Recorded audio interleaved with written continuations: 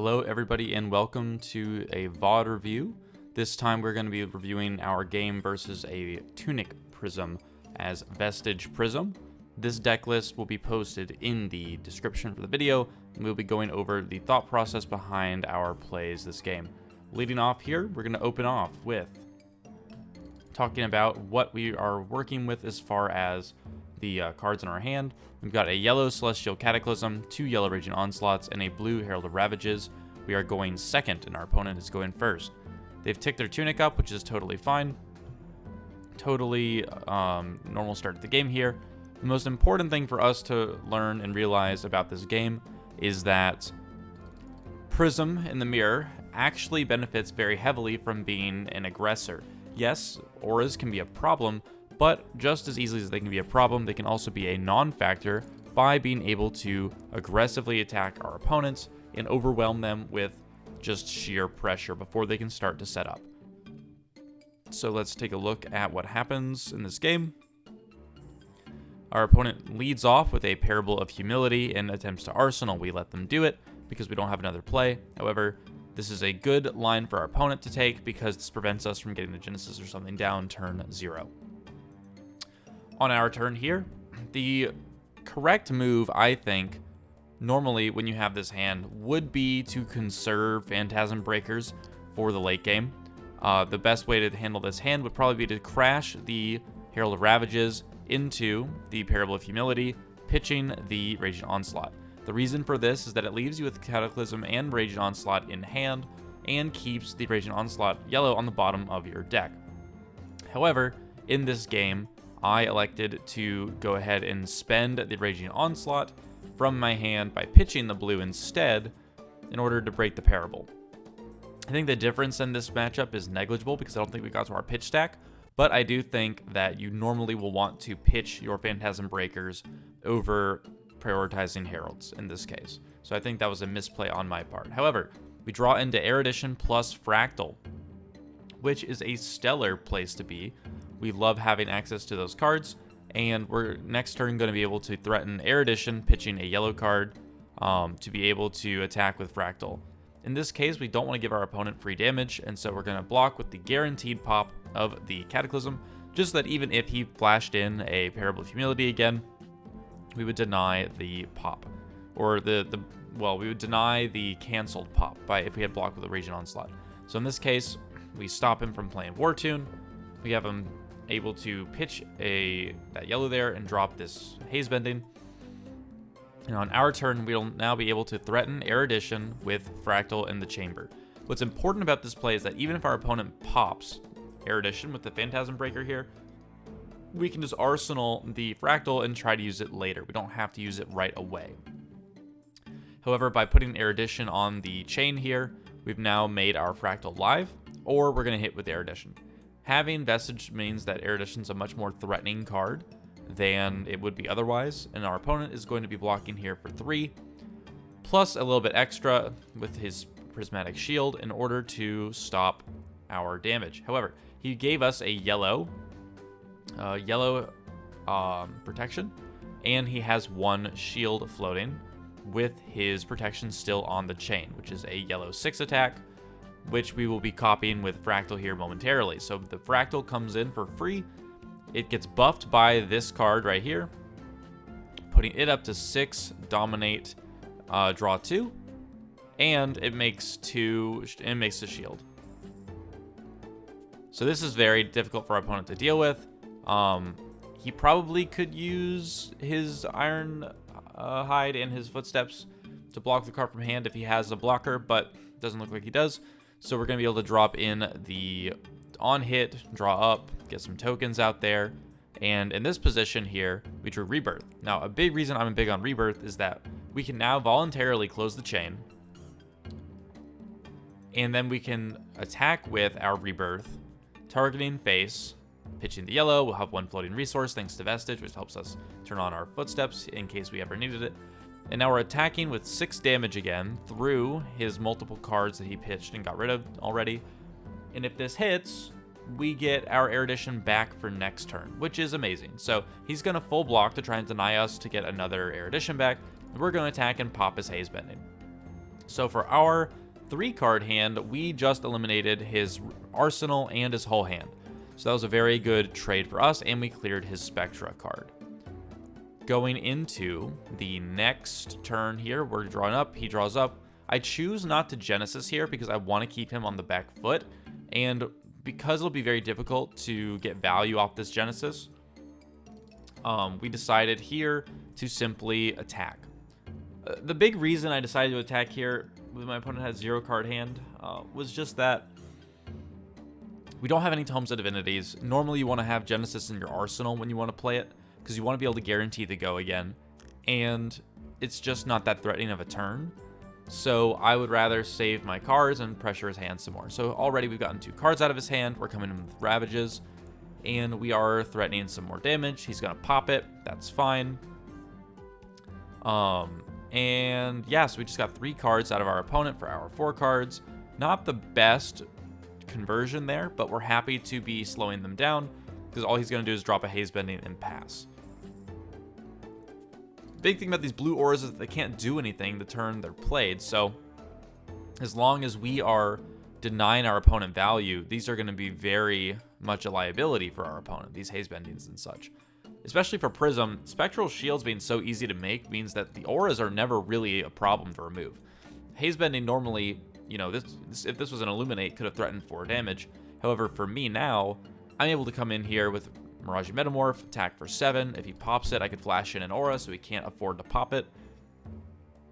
He's going to full block, though, with Soul Shield plus Phantasmal Footsteps, which is totally fine. We got 2 cards out of the hand there, and we have the armor on the combat chain. In this position here, you could try to get the Rebirth going, but I elected to go for the Wartune Herald play here to maximize the resource efficiency and save Rebirth for the next turn when it could be more impactful. Additionally, we're going to be using our Spectral Shield here and holding it so that we're able to threaten to break that Haze Bending, while leaving ourselves the option to, if they pop Wartune here, to be able to pay for our Footsteps and make a Spectral Shield token to keep going with our turn. However, our Wartune Herald hits, charging up our soul, and instead of pitching our Rebirth here, we're just going to crash into their Haze Bending and be happy with that being off the board. Now they're down to 1 Spectral Shield. So that Haze Bending stopped 1 damage and healed our opponent for 1. Compared to, say, stopping a Winter's Wail attack, it's a very weak Haze Bending, right? Didn't get any real value. However, for us, we're over here, and we don't care about taking this raw damage. It's not a problem at all. Metamorph can hit, they can have our shield, and if he wants to attack the shield, as he just did, we can take a little bit more damage. That's totally fine. So his Haze Bending netted him a total of 3 HP of value, which isn't bad. It's not bad at all, but it's definitely not better than any other card in the game, and definitely gave us some room to set up our own value as well. Now, without his action points floating or anything like that, we're not going to try and get Genesis in again because we are looking here to pressure. We want to be using these Heralds aggressively to be able to get our Eruditions back and to be able to also threaten the auras at the same time. So for instance, we're going to start out here by pitching a yellow card to attack with Rebirth from Arsenal. This is threatening to give us Erudition back. And we're going to toss Arclight here because there's really no benefit in playing it at this point in the game. There's no auras to really have to kill. They're not really going to be going too wide, so Arclight would be a big waste of resources here. However, Rebirth is coming in for 5 damage and is threatening to give us an Erudition back to the top of the deck. If it hits, we'll be able to pitch a blue card, such as Protection, to put Merciful Retribution into play, and then we can arsenal our Genesis to be able to replace the Merciful that's going to get killed next turn. And that's the main thing I'm thinking about with this play. However, our opponent goes to try and pop our card with the Celestial Cataclysm, which is untimely for us, and because of the way our hand is positioned, it'd be really awkward to pay for our Footsteps here and to attack again. So instead, what we're going to do, we are going to respond to the Phantasm trigger on the stack caused by these Cataclysm blocking the card, and we are going to play Merciful Retribution, pitching both of the cards in our hand and getting our action point back. What this is going to allow us to do, it's going to allow us to get an extra soul charge where the Merciful comes into here, the Merciful is going to deal an Arcane to our opponent, which is going to threaten to kill this shield over here. And it's going to allow us to set a landmine for future turns to be able to get more auras in or Tome of Divinities off and such. And we also can deny, say, a Genesis play here. Not that it's going to be a huge deal, but keeping that action point floating and not attacking is the correct play here to try and deny as much as possible. Moving beyond that, always make sure to space out your yellows between your blues and your pitch. It's really important to have that good mix. And here we have an interesting hand. So in this hand, we've got Energy Potion, Soul Shield, Arclight Sentinel, Yellow, Herald of Protection. What's useful about this hand is that, one, if they pop our Merciful Retribution, we can play Arclight Sentinel using the 2 yellows from our hand, which is pretty interesting. We could also go ahead and play a number of other cards, but our opponent's going to attack us for 6. We're going to take 6, no problem. The Heralds for the Tunic build don't threaten anything particularly important, and our opponent's just going to pass. That's a big move for our opponent, not killing that Merciful Retribution. So now we have an opportunity to set up. So what we're going to do is we're going to attack with our Herald of Protection with the idea that if we don't get popped here, which we will, that we could have played Energy Potion and Arsenal Arclight Sentinel. However, we will be happy to pay for our action point back, having the protection go to our soul thanks to Merciful, dealing one Arcane to our opponent, which we just marked there, and then with our action point, we can now play Energy Potion. The beautiful thing about Energy Potion, and we're going to attack here because at this point we're going to assume that they don't have a punish. Energy Potion is a very, very powerful card for Prism because it allows us to have 2 resources on demand, which is effectively a yellow card. Basically, Energy Potion for Prism's purposes reads +1 intellect until you break this card, which is really, really powerful. With our ability to now have 2 resources on demand, we can easily activate our Halo to do Tome of Divinity plays. We can easily use it to pay for a Soul Shield or a Genesis even easier, and our opponent is going to be unable to really do much to us. Even especially with this Merciful Retribution out. Like the fact that this Merciful Retribution is here will allow us to trigger our Vestige of Soul very easily, and the Energy Potion will help us cover up these weird breakpoints that you'll see coming up here in a moment. So it's our opponent's turn. He's going to pitch a yellow card, and he's going to attack us wide with everything. And we're going to take 3 damage, and then he's going to attack our Merciful, which is totally fine. Merciful is going to destroy itself, give to our soul, deal 1 Arcane to our opponent. He's going to lose a shield. And our Vestige is now active. What's important about this is that since we have our Tome of Divinity in hand, we can now easily play as the draw 3 cards. However, we don't have a light blue card in our hand, so what we can do is we can break Energy Potion for 2 resources, and then we can activate Tome of Divinity, paying for it with Raging Onslaught, because our opponent's done with their turn, and we don't want this Raging Onslaught on our next turn.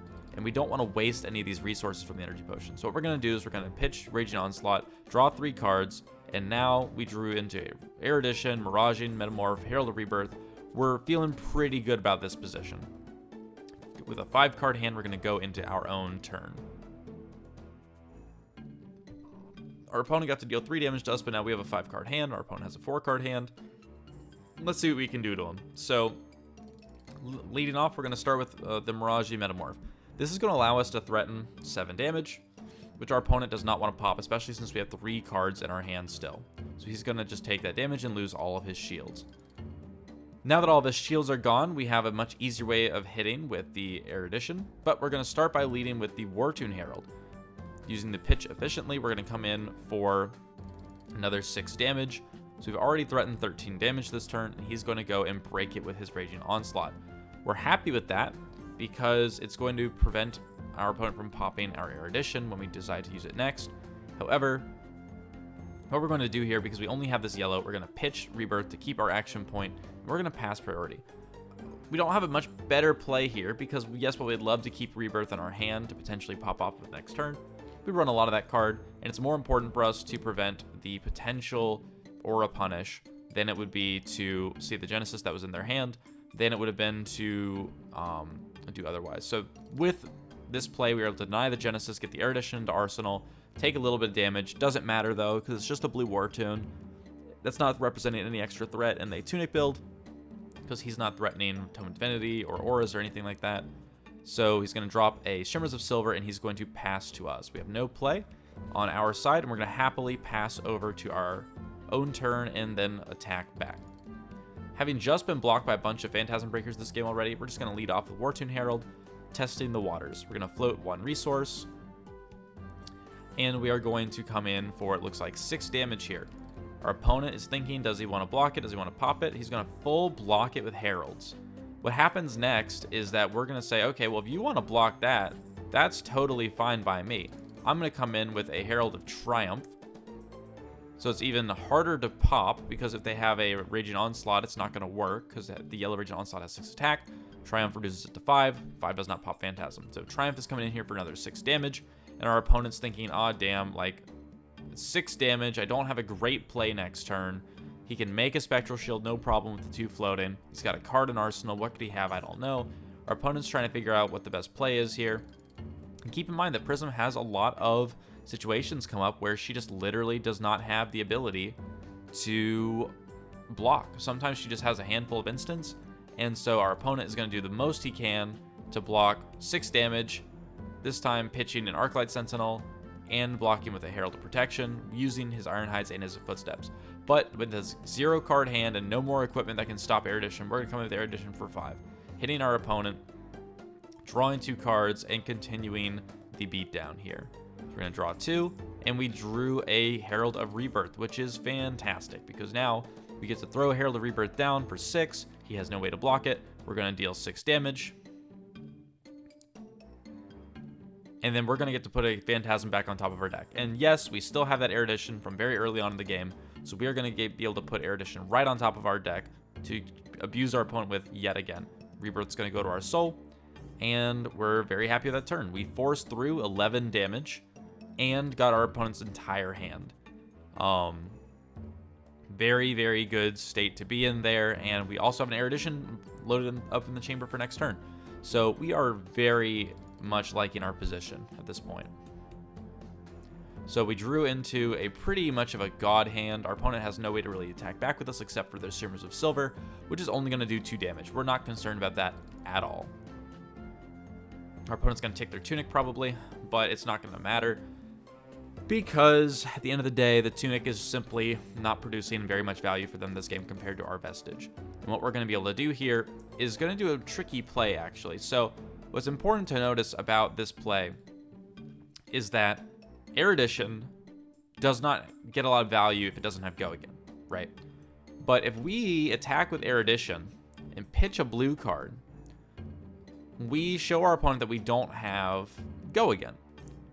If our opponent doesn't block the Erudition, we can then use Prism's ability, pitching a yellow card to do so, to create a Spectral Shield token, and then the Erudition will gain Go Again on the combat chain. And if you wait for the Erudition to hit before you do this, your opponent can't even use a defense react to stop this.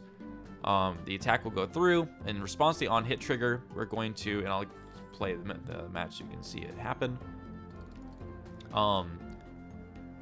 We are going to be throwing the Erudition down. If they can't pop it, now again, they have no Ironhides. They could do a hero power with a Footsteps if they have a blue and a card from hand. But assuming their hand is all yellows, it'd be very awkward to do that. So it looks like we're going to come in here with Erudition and see what happens, because we are going to be paying with the blue card. So here, our opponent might be thinking like, oh, this Erudition is not going to have Go Again. I can let this hit. Maybe the guy drew all auras. Maybe the guy drew all something, and our opponent's not really worried about it.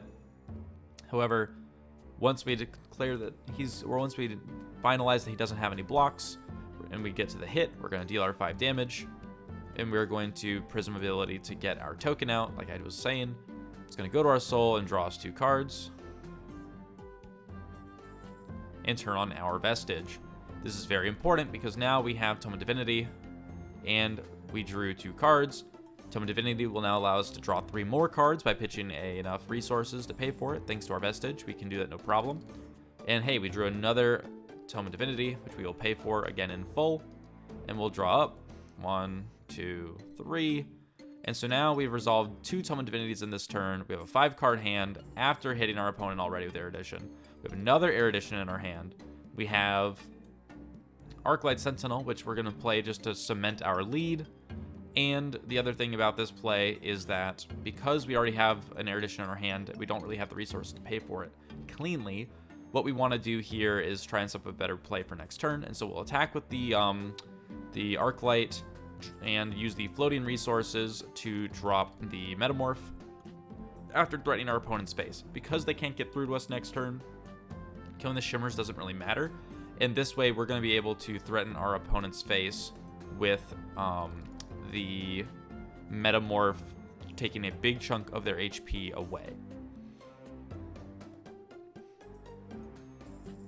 Also, if they had a Phantasm Breaker here and they needed to preserve their life, that we would be threatening to give them, or they'd be threatening to give us a second Arclight Sentinel off of the Mirage Metamorph's ability. So forcing our opponent to block a bit awkwardly here and taking most of the damage is going to be what we're looking to do here. Down to 1 life, the Prism player is not in a good position, especially thanks to the fact that we have our Arclight out, our Erudition in our arsenal, in a very nice nourished soul, which means that our Celestial Cataclysms will be able to come in for 0 cost and do a lot of damage.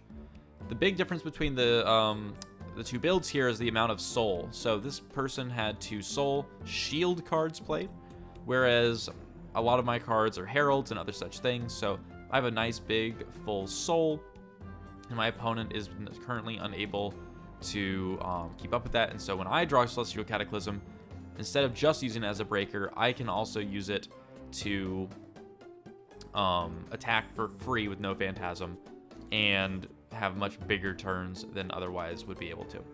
So in this position here, there's not much left of this match, but what happens is, well, at least the idea is with the hand, is that the opponent has a Parable of Humility out, and with the Erudition and Arsenal, we're going to be able to do Celestial Cataclysm. We're going to be able to feel out their turn by pitching a Merciful Retribution to attack with our Wartune Herald, floating 1 resource. If our opponent attempts to pop it, we can still pay for our resources to keep going. And at that point, 1 pop, 2 block, they have 1 card left in hand. Then at that point, we would be able to come in with Erudition for the guaranteed lethal by drawing 2. Well, we wouldn't be able to draw even because he would be alive, but that would be the guaranteed lethal through the Footsteps, and, well, I guess they could do Footsteps, Tunic, and 1 more card. But then again, we're still maintaining dominance in our position, and yeah, no problems here at all. So eventually our opponent concedes. Once we can lay down that Celestial Cataclysm that they can't even pop, and that becomes the game.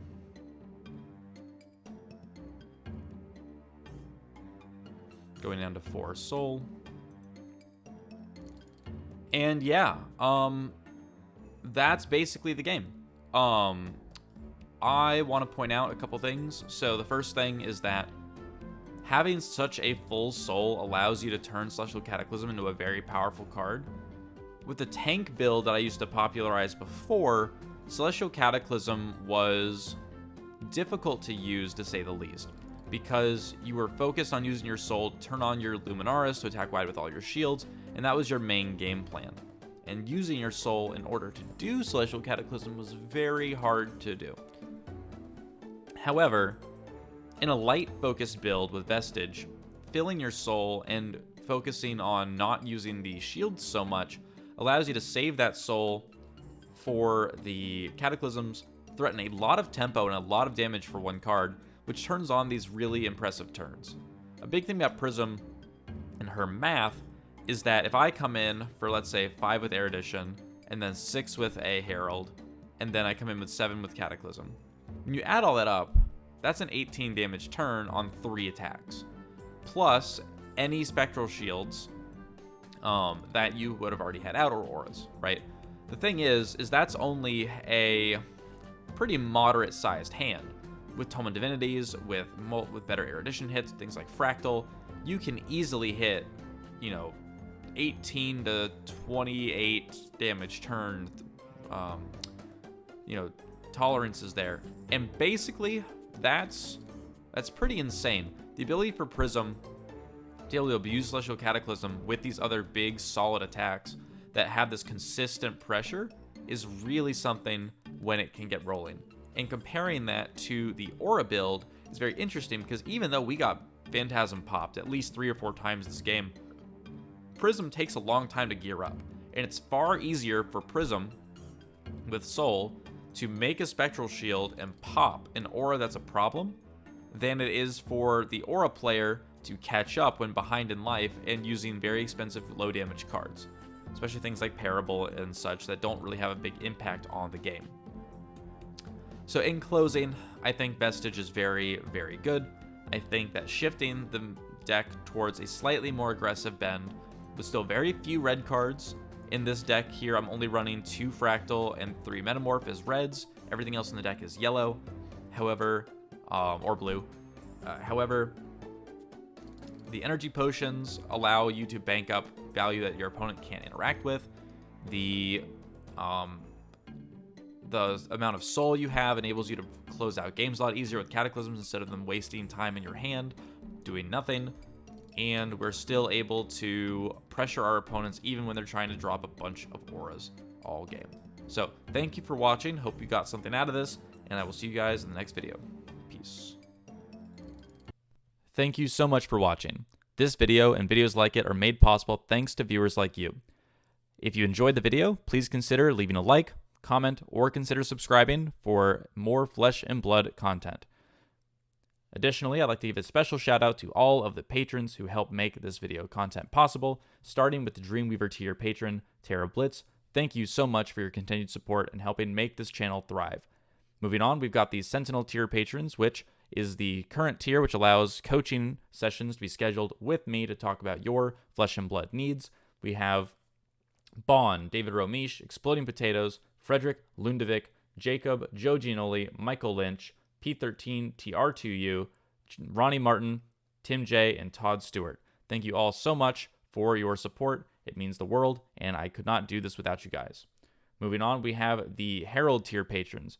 Thank you to everyone who helped support the channel on the Herald tier, and hope you enjoy your access to deck techs, strategy, the patron community, and all the other stuff that comes along with that. Starting with Alex Enslow, Andy Lee, Callum Bousfield, Carlos Carrero, Christopher D. Bates, Douglas DeJong, Ike Vic Hagen, Eric Borg, Francesco Lorenzi, Henrik, Jake Kitsos, Jake Arms, Jake Bennett Dwyer, Joel Wilhelm, John N. Downey Jr., Michael Stowell, Moonshaker, Muskrat Tuck, Nicholas Astner, Oxalati, Raymond Scott, Starman Jones, Ty Craig, Valentine N., Will Fry, and Zombie Z. Finally, for the Spectral Shield tier patrons, we've got Andrew Good, Bryce Morgan, Drew Wagners, Rachel, and Sarazar. Thank you all so much for all of your support, and I hope to see you guys in the next video. Peace.